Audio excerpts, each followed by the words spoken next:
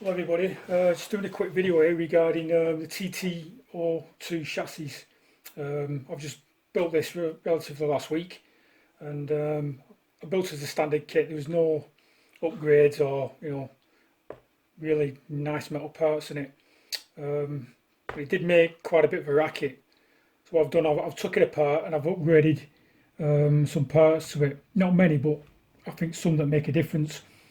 So what I've done basically, I've replaced the prop shaft or the main drive shaft with an aluminium one, and I think these are the front rear aluminium shafts, front and rear aluminium shafts.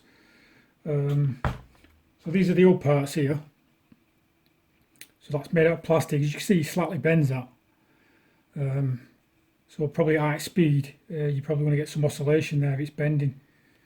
And I probably didn't need to replace these, but I've done them anyway. So those are the prop shafts, the front to rear axle shafts I should say. And I also did the full bearings. The full bearings replaced all the nylon ones and the small brass ones.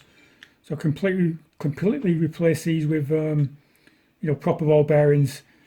So what I'm going to do, I'm going to show you a quick video of before and after. So before shot of when I had all the standard stuff in it, and the afters, with what I've got here now.